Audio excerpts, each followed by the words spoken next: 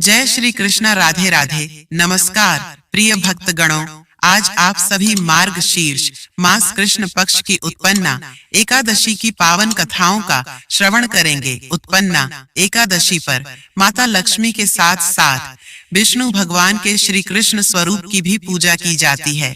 इसीलिए आज हम श्री बांके बिहारी जी की कथा का भी श्रवण करेंगे।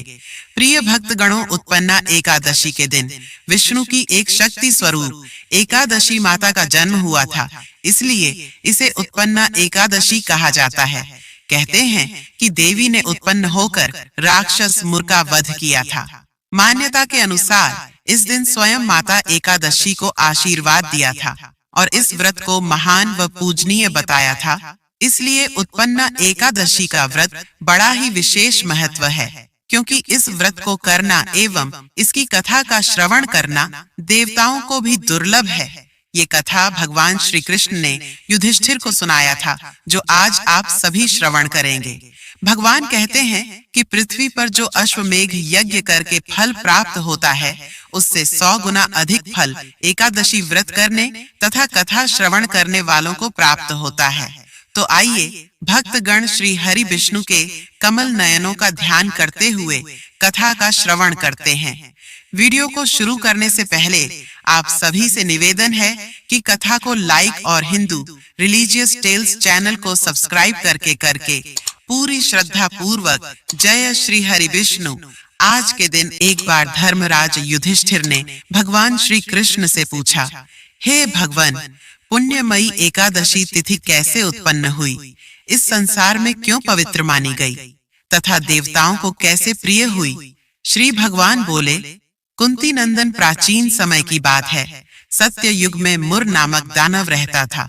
वह बड़ा ही अद्भुत, अत्यंत रौद्र तथा संपूर्ण देवताओं के लिए भयंकर था। उस काल रूपधारी दुरात्मा महाअसुर ने इंद्र को भी जीत लिया था। संपूर्ण देवता उससे परास्त होकर स्वर्ग से निकाले जा चुके थे और शंकित तथा भयभीत होकर पृथ्वी पर विचरा करते थे। एक दिन सब देवता महादेव जी के पास गए। वहां इंद्र ने भगवान शिव के आगे सारा हाल कह सुनाया। इंद्र बोले, महेश्वर, ये देवता स्वर्ग लोक से भ्रष्ट होकर पृथ्वी पर विचर रहे हैं। मनुष्यों में रहकर इनकी शोभा नहीं होती। देव, कोई उपाय बतलाइए। देवता किसका सहारा ले? महादेव जी ने कहा, देवराज, जहाँ सबको शरण देने वाले, सबकी रक्षा में तत्पर रहने वाले, जगत के शरण देने वाले, सबकी रक्षा में तत्पर रहने वाले जगत के स्वामी भगवान गरुड़ ध्वज विराजमान है, वहां जाओ, वे तुम लोगों की रक्षा करेंगे। भगवान श्री कृष्ण कहते हैं, युधिष्ठिर, महादेव जी की बात सुनकर परम बुद्धिमान देवराज इंद्र संपूर्ण देवताओं के साथ वहां गए। भगवान गदाधर क्षीर सागर के जल में सो रहे थे।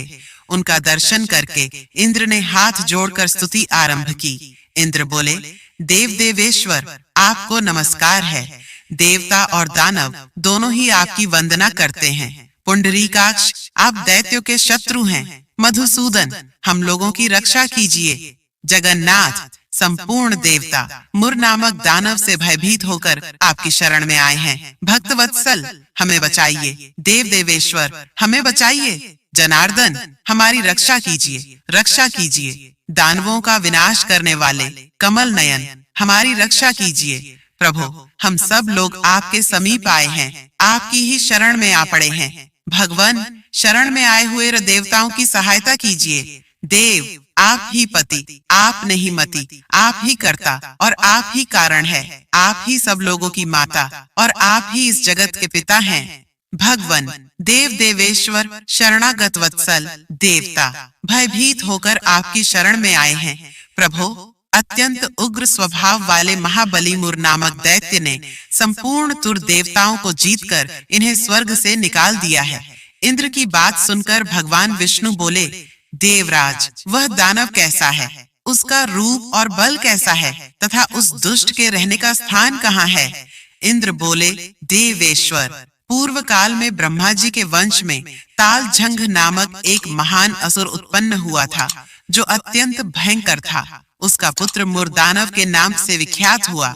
वह भी अत्यंत उत्कट, महापराक्रमी और देवताओं के लिए भयंकर है।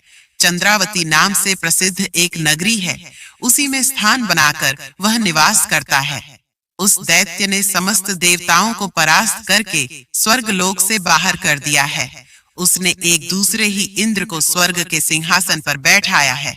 अग्नि, चंद्रमा, सूर्य, वायु तथा वरुण भी उसने दूसरे ही बनाए हैं। जनार्दन, मैं सभी बात बता रहा हूँ। उसने सब कोई दूसरे ही कर लिए हैं। देवताओं को तो उसने प्रत्येक स्थान से वंचित कर दिया है। इंद्र का कथन सुनकर भगवान जनार्दन को बड़ा क्रोध हुआ। वे देवताओं को साथ लेकर चंद्रावती पुरी में गए। देवताओं ने देखा दैत्यराज बारंबार गर्जना कर रहा है। उससे परास्त होकर संपूर्ण देवता 10 दिशाओं में भाग गए। अब वह दानव भगवान विष्णु को देखकर बोला, खड़ा रह, खड़ा रह। उसकी ललकार सुनकर भगवान के नेत्र क्रोध से लाल हो गए। वे बोले, अरे दुराचारी दानव, मेरी इन भुजाओं को देख। यह कहकर श्री विष्णु ने अपने दिव्य बाणों से सामने आए हुए दुष्ट दानवों को मारना आरंभ किया। दानव भय से विह्वल हो उठे। पांडुनंदन, तत्पश्चात श्री विष्णु ने दैत्य सेना पर चक्र का प्रहार किया। उससे छिन्न भिन्न होकर सैकड़ों योद्धा मौत के मुख में चले गए। इसके बाद भगवान मधुसूदन बद्रिकाश्रम को चले गए। वहां सिंहावतो नाम की गुफा थी जो 12 योजन लंबी थी। पांडुनंदन, उस गुफा में एक ही दरवाजा था। भगवान विष्णु उसी में सो रहे। दानव भगवान को मार डालने के उद्योग में लगा था। वह उनके पीछे लगा रहा। वहां पहुंचकर उसने भी उसी गुफा में प्रवेश किया। वहां भगवान को सोते देख उसे बड़ा हर्ष हुआ। उसने सोचा, यह दानवां का भय देने वाला देवता है, अतः निस्संदेह में इसे मार डालूंगा। युधिष्ठिर दानव का इस प्रकार विचार करते ही भगवान विष्णु के शरीर से एक कन्या प्रकट हुई, जो बड़ी ही रूपवती, सौभाग्यशालिनी तथा दिव्य अस्त्र शस्त्रों से युक्त थी। वह भगवान के तेज के अंश से उत्पन्न हुई थी। उसका बल और पराक्रम महान था। युधिष्ठिर, दानवराज मुर ने उस कन्या को देखा। कन्या ने युद्ध का विचार करके दानव के साथ युद्ध के लिए याचना की। युद्ध छिड़ गया। कन्या सब प्रकार की युद्ध कला में निपुण थी। वह मुर नामक महान असुर उसके हुंकार मात्र से राख का ढेर हो गया। दानव के मारे जाने पर भगवान जाग उठे। उन्होंने दानव को धरती पर पड़ा देख पूछा, मेरा यह शत्रु अत्यंत उम्र और भयंकर था, किसने इसका वध किया है? कन्या बोली, स्वामिन, आपके ही प्रसाद से मैंने इस महादैत्य का वध किया है। श्री भगवान ने कहा, कल्याणी, तुम्हारे इस कर्म से तीनों लोकोक्त मुनि और देवता आनंदित हुए हैं। अतः तुम्हारे मन में जैसी रुचि हो उसके अनुसार मुझसे कोई वर मांगो। देव दुर्लभ होने पर भी वह वर मैं तुम्हें दूंगा, इसमें तनिक भी संदेह नहीं है। वह कन्या साक्षात एकादशी ही थी। उसने कहा, प्रभु, यदि आप प्रसन्न हैं तो मैं आपकी कृपा से सब तीर्थों में प्रधान, समस्त विभ्रों का नाश करने वाली तथा सब प्रकार की सिद्धि देने वाली देवी हूँ। जनार्दन, जो लोग आप में भक्ति रखते हुए मेरे दिन को उपवास करेंगे उन्हें सब प्रकार की सिद्धि प्राप्त हो। माधव, जो लोग उपवास, नक्त अथवा एक भुक्त करके मेरे व्रत का पालन फिर करें उन्हें आप धन, धर्म और मोक्ष प्रदान कीजिए। श्री विष्णु बोले, कल्याणी, तुम जो कुछ कहती हो वह सब पूर्ण होगा। भगवान श्री कृष्ण कहते हैं, युधिष्ठिर, ऐसा वर पाकर महाव्रता एकादशी बहुत प्रसन्न हुई। दोनों पक्षों की एकादशी समान रूप से कल्याण करने वाली है। इसमें शुक्ल और कृष्ण का भेद नहीं करना चाहिए। यदि उदय काल में थोड़ी सी एकादशी, मध्य में पूरी द्वादशी और अंत में किंचित त्रयोदशी हो तो वह त्रिस्पृशा एकादशी कहलाती है। वह भगवान को बहुत ही प्रिय है। यदि एक त्रिस्पृशा एकादशी को उपवास कर लिया जाए तो 1 सहस्त्र एकादशी व्रतों का फल प्राप्त होता है तथा इसी प्रकार द्वादशी में पारण करने पर सहस्त्र गुना फल माना गया है। अष्टमी, एकादशी, षष्ठी, तृतीया और चतुर्दशी ये यदि पूर्व तिथि से विद्ध हों तो उनमें व्रत नहीं करना चाहिए। परवर्तिनी तिथि से युक्त होने पर ही इनमें उपवास का विधान है। पहले दिन में और रात में भी एकादशी हो, तथा दूसरे दिन केवल प्रातः काल एक दंड एकादशी रहे तो पहली तिथि का परित्याग करके दूसरे दिन की द्वादशी युक्त एकादशी को ही उपवास करना चाहिए। यह विधि मैंने दोनों पक्षों की एकादशी के लिए बताई है। जो मनुष्य एकादशी को उपवास करता है वह वैकुंठ धाम में, जहाँ साक्षात भगवान गरुड़ ध्वज विराजमान हैं, जाता है। जो मानव हर समय एकादशी के महात्म्य का पाठ करता है उसे सहस्त्र गोदानों के पुण्य का फल प्राप्त होता है। जो दिन या रात में भक्ति पूर्वक इस महात्म्य का श्रवण करते हैं वे निस्संदेह ब्रह्म हत्या आदि पापों से मुक्त हो जाते हैं। एकादशी के समान पापनाशक व्रत दूसरा कोई नहीं है। बोलिए भगवान लक्ष्मी नारायण भगवान की जय। आइए अब श्रवण करते हैं एकादशी माता की कथा। बिना 11 माता की कथा पढ़े अथवा सुने अधूरी मानी जाती है, तो अब सुनिए एकादशी माता की कथा। आइए अब श्रवण करते हैं एकादशी माता की कथा। बिना 11 माता की कथा पढ़े अथवा सुने अधूरी मानी जाती है, तो अब सुनिए एकादशी माता की कथा। एक बार देवर्षि नारद जी वैकुंठ लोक गए। वहां उन्होंने भगवान श्री लक्ष्मी नारायण जी को प्रणाम किया। फिर नारद जी ने श्री हरि विष्णु से कहा, प्रभु, धरती पर आपका प्रभाव कम हो रहा है। धर्म पर चलने वालों को कोई अच्छा फल नहीं मिल रहा। जो पाप कर रहे हैं उनका भला हो रहा है। तब श्री हरि कहने लगे, ऐसा नहीं है देवर्षि, जो भी हो रहा है सब नियति के कारण हो रहा है। श्री हरि की बात सुनकर नारद जी बोले, प्रभु, मैं तो देख कर आ रहा हूँ कि पापियों को तो अच्छा फल मिल रहा है, लेकिन भला करने वाले और धर्म के रास्ते पर चलने वाले लोगों को बुरा फल मिल रहा है। उन्हें दुख भोगने पड़ रहे हैं। भगवान ने कहा, देवर्षि, कोई ऐसी घटना बताओ जिससे तुम्हें यह लग रहा हो। नारद जी कहने लगे, प्रभु, अभी अभी मैं एक जंगल से आ रहा हूँ। वहां पर एक गाय दलदल में फंसी हुई थी। कोई भी उसे बचाने वाले नहीं था। थोड़ी ही देर के बाद मैंने देखा कि एक चोर उधर से गुजरा। दलदल में फंसी हुई गाय को देखकर वो रुका तक नहीं, बल्कि उस गाय पर पैर रखकर वह दलदल से भरा हुआ गड्ढा लांघकर आगे निकल गया।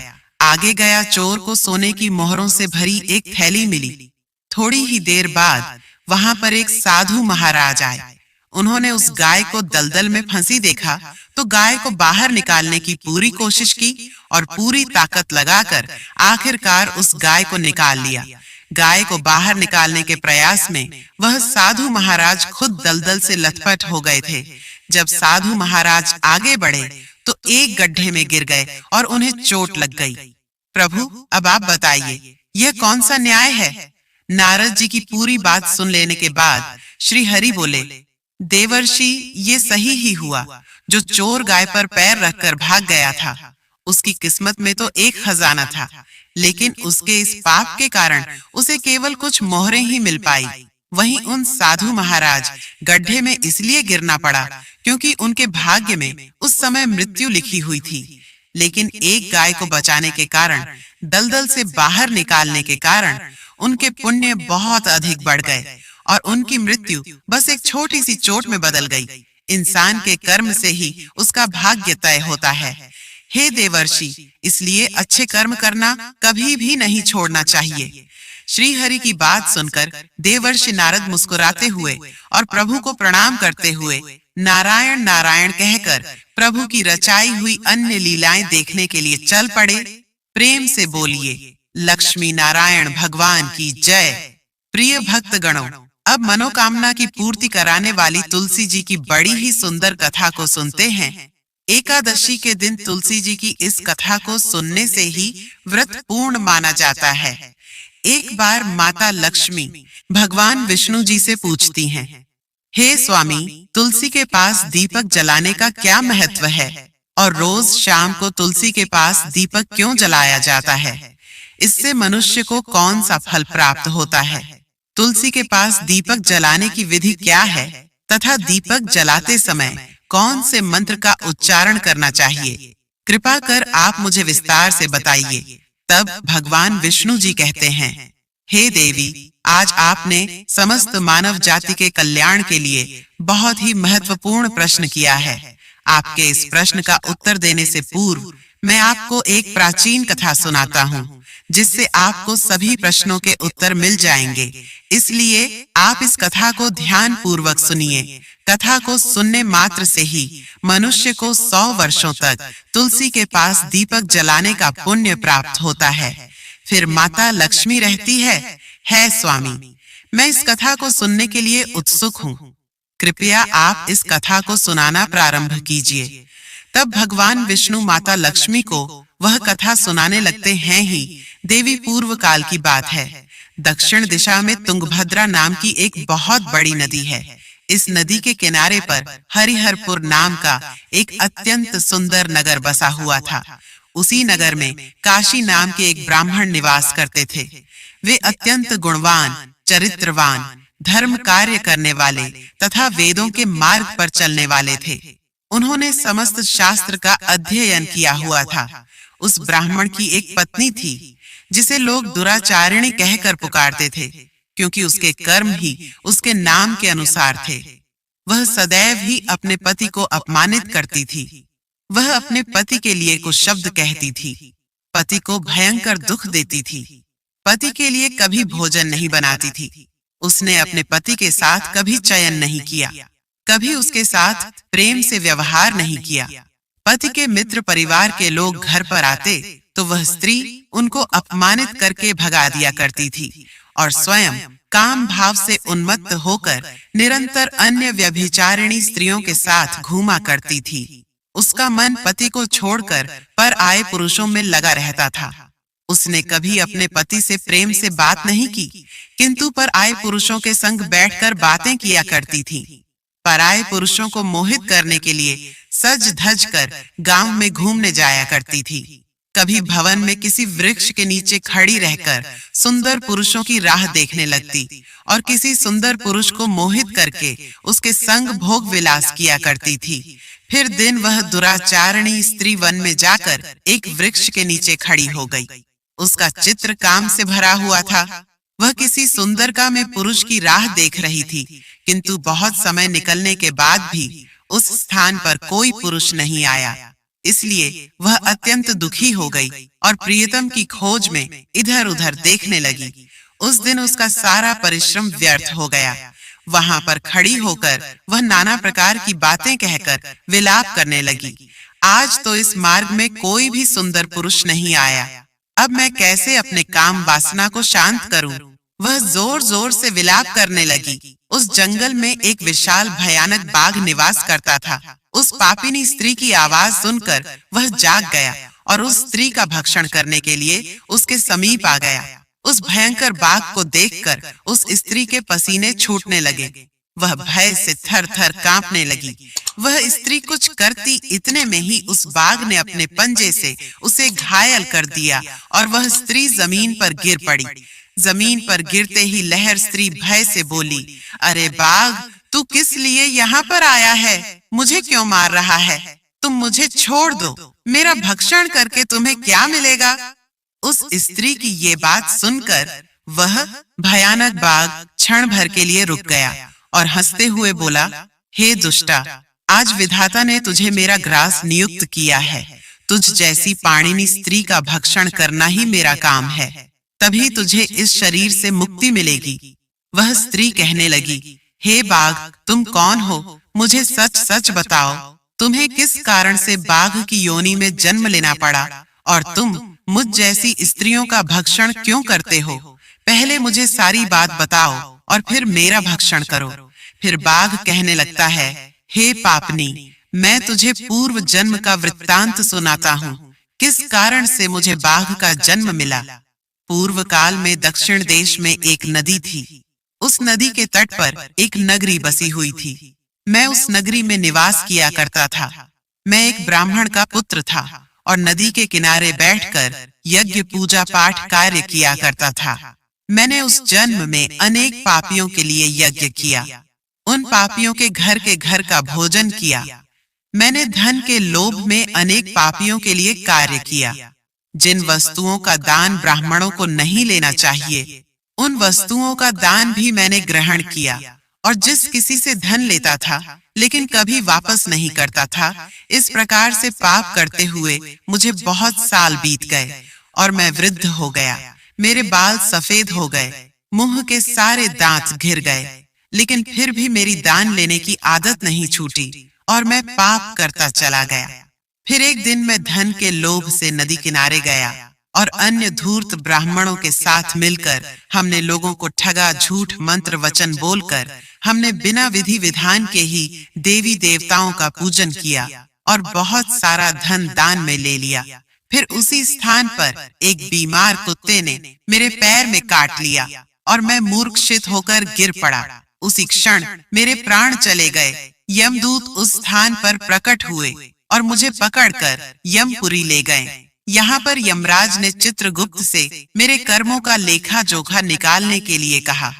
फिर चित्रगुप्त कहने लगे, हे धर्मराज, इस ब्राह्मण ने घोर पाप किए हैं। इसने दूसरों से झूठ कहकर धन लूटा है, विधि विधान से पूजा न करके झूठ मंत्र बोलकर भगवान का अपमान किया है। इसलिए यह पापी ब्राह्मण केवल नर्क जाने के ही योग्य है। फिर यमराज ने अपने दूतों को आदेश देकर मुझे नरक की अग्नि में डाल दिया और कई वर्षों तक सजा भोगने के बाद मुझे बाघ का शरीर प्राप्त हुआ और मैं इस दुर्गम वन में निवास करने लगा। मैं अपने पूर्व जन्म के पापों को याद करके कभी महात्मा, साधुओं, पुरुष, सती स्त्रियों का भक्षण नहीं करता हूँ। मैं सिर्फ पापी, दुराचारी तथा कुलटा स्त्रियों का ही भक्षण करता हूँ ताकि मुझे पाप से मुक्ति मिल जाए। फिर बाघ उस स्त्री से कहने लगा, हे पापिनी, तेरे आचरण से तू कुलटा दिखाई देती है। अपने पति को छोड़कर तू इस वन में अन्य पुरुषों के साथ भोग विलास करने के लिए आई है, इसलिए आज तू मेरा ग्रास अवश्य बनेगी। इतना कहकर उस बाघ ने अपने तीक्ष्ण नाखून से उस पापी स्त्री के टुकड़े टुकड़े करके खा लिया। फिर उस स्थान पर यम के दूत प्रकट हुए और उस पापिनी स्त्री को उठाकर यमपुरी ले गए। चित्रगुप्त ने उस स्त्री का लेखा जोखा निकाला और यमराज को बताया। यमराज ने उस स्त्री को घोर नरक में डाल दिया। कई वर्षों तक नरक की अग्नि में जलने के बाद उसने फिर पृथ्वी लोक पर एक चांडाल के घर में जन्म लिया और वो फिर से दुख भोगने लगी। इस दुख को सहन करते करते एक दिन वो तीर्थ में स्नान करने के उद्देश्य से अनंतपुरा में चली गई। वहां पर एक आश्रम के बाहर निवास करने लगी। वहां उस आश्रम में एक तुलसी का पौधा था। अन्य स्त्रियों को वहां पर तुलसी के पास दीपक जलाते हुए देखकर उस पापी स्त्री ने भी वही किया। उसने तुलसी के पौधे के पास एक दीपक प्रज्वलित कर दिया। फिर उसी रात हृदयघात से उनकी मृत्यु हो गई और यमराज के दूत उसे ले जाने के लिए प्रकट हुए। जैसे ही यम के दूत उस पापी स्त्री को ले जाने लगे, तभी भगवान विष्णु के दो पार्षद उस स्थान पर प्रकट हुए और उन्होंने उन दोनों को रोक लिया और कहने लगे, हे दूतों, इस स्त्री को तुम छोड़ दो। ये नरक जाने के योग्य नहीं है। तुम किसके आदेश से ऐसा अधर्म कर रहे हो? यमदूतों ने कहा कि हम यमराज के आदेश से इसे लेने आए हैं, किंतु आप हमें किस कारण से रोक रहे हैं? ये स्त्री अत्यंत पापी है। तब भगवान विष्णु के पार्षद कहने लगे, ये स्त्री तो विष्णु भक्त है, ये नरक जाने योग्य नहीं है। इसने शाम को तुलसी के पास दीपक जलाया है, इसी कारण से इसके समस्त पाप नष्ट हो गए हैं। अब यह नरक जाने के योग्य नहीं है, यह स्वर्ग जाने की अधिकारी बन गई है। पार्षदों की बात सुनकर यमदूतों ने उस स्त्री को उस स्थान पर छोड़ दिया और यमलोक लौट गए। वहां जाकर उन्होंने यमराज को सारा वृतांत सुना दिया। फिर भगवान विष्णु के पार्षद उस स्त्री को दिव्य विमान में बिठाकर स्वर्ग लोक ले गए। भगवान विष्णु कहते हैं, हे देवी, इस प्रकार से तुलसी के पास केवल दीपक जलाने मात्र से ही मनुष्य के सारे पाप नष्ट हो जाते हैं। जो स्त्री नित्य शाम को तुलसी के पास दीपक जलाती है, वह सौभाग्यशाली बनती है। इसके पूर्व जन्मों के सभी पाप नष्ट हो जाते हैं। उसे सुख समृद्धि की प्राप्ति होती है। भगवान विष्णु कहते हैं, हे देवी, हजारों अमृत के घनों से नहलाने पर भी श्री हरि विष्णु को उतनी तृप्ति नहीं होती जितनी वे मनुष्यों के द्वारा तुलसी का एक पत्ता चढ़ाने से प्राप्त करते हैं। 10,000 गौ दान से मानव जो फल प्राप्त करता है, वही फल तुलसी पत्र के दान से पा लेता है। जो मृत्यु के समय अपने मुख में तुलसी पत्र का जल पा लेता है, वह संपूर्ण पापों से मुक्त होकर भगवान श्री हरि विष्णु के धाम जाता है। हिंदू धर्म में तुलसी के पौधे का महत्व सबसे अधिक है। इसकी सबसे पहले पूजा भगवान विष्णु जी ने की थी। अब सुनेंगे बांके बिहारी की कथा। बोलो बांके बिहारी की जय हो, ठाकुर जी महाराज की जय हो, कृष्ण कन्हैया भगवान की जय हो, श्री कृष्ण भगवान के अनंत स्वरूपों की जय हो। एक ब्राह्मण था। वह रोजाना घर घर जाकर भागवत गीता का पाठ किया करता था। एक दिन उन्हें एक चोर ने पकड़ लिया और कहा कि तेरे पास जो कुछ भी है मुझे दे दे। तब वह पंडित बोला कि बेटा मेरे पास कुछ भी नहीं है, तुम एक काम करना, मैं यही पड़ोस के घर में जाकर भागवत गीता का पाठ करता हूँ। वह यजमान बहुत ही दानी लोग हैं। जब मैं सुना रहा होता हूँ तब तुम उनके घर जाकर चोरी कर लेना।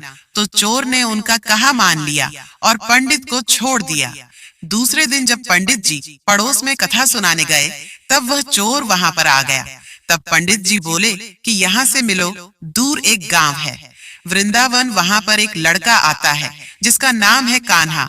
वह हीरे मोतियों जवाहरातों से लदा हुआ रहता है। अगर कोई लूटना चाहता है तो उसको लूटो। वह रोज रात को उस पीपल के पेड़ के नीचे आता है जिसके आसपास बहुत सी झाड़ियां हैं। चोर ने यह सुना और खुशी खुशी वहां से चला गया।